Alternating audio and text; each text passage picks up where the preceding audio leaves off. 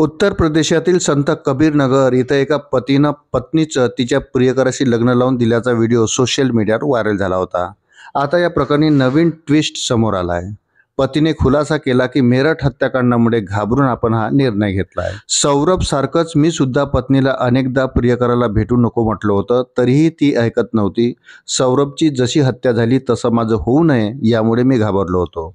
हत्येच्या भीतीनेच पत्नीचं तिच्या प्रियकराशी लग्न लावून दिलं असं पतीनं सांगितलं। वृत्त सविस्तर जाणून घेण्याकरता चॅनलला सबस्क्राईब जरूर करा। संत कबीरनगर इथल्या एका गावातल्या बबलूचं लग्न 2017 मध्ये गोरखपूरच्या राधिकाशी झालं होतं। काही वर्षे दोघांचा संसार सुखाचा सुरू होता। 2 मुलंही झाली। दरम्यान कामानिमित्त बबलू शहराबाहेर जाऊ लागला तेव्हा राधिकाचं गावच्याच विशालशी प्रेमसंबंध जुळले। गेल्या 1.5 वर्षापासून दोघांची जवळीक वाढली। दोघेही एकत्र येत जात होते। बबलूला याबद्दल समजता त्यानं राधिकाला विशाल सोबतचे प्रेम संबंध तोडण्यास सांगितले, मात्र तरीही राधिका ऐकत नव्हती। ती प्रियकराला भेटायला जायची। दरम्यान मेरठ आणि औरैयामध्ये 2 धक्कादायक घटना घडल्या। मेरठमध्ये पत्नी मुस्कानने प्रियकरासोबत मिळून पती सौरभची हत्या केली।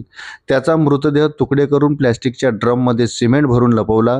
तर औरैयामध्ये लग्नाच्या 15 दिवसातच प्रगतीने प्रियकरासोबत राहण्यासाठी पतीची सुपारी देऊन हत्या केल्याची घटना घडली होती। प्रियकरासोबत मिळून पत्नीकडून पतीची हत्या केल्याच्या घटनांमुळे हादरलेल्या बबलूने पत्नीला सोडण्याचा निर्णय घेतला।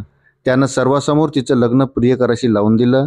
राधिका आणि तिचा प्रियकर विशालला घेऊन तो तहसील कार्यालयात पोहोचला। एक करारपत्र केलं आणि यानंतर गावकऱ्यांच्या उपस्थितीत शिव मंदिरात दोघांचं लग्न लावून दिलं। आपल्या मुलांची जबाबदारी त्यानं स्वतः घेतली। पीटीआयशी बोलताना बबलूने सांगितलं की राधिकाला प्रियकराला भेटू नको असं सांगितलं तरी ती ऐकत नव्हती। त्यानंतर मला काही त्रास देऊ नये म्हणून त्यांचं लग्न लावून द्यायचा निर्णय मी घेतला। अलीकडच्या काळात काही दिवसात पत्नींनी पतीची हत्या केल्याच्या घटना घडल्या आहेत। मेरठमध्ये जे घडलं ते पाहून मी पत्नीचं लग्न लावून दिलं, कारण दोघेही शांततेत जगू।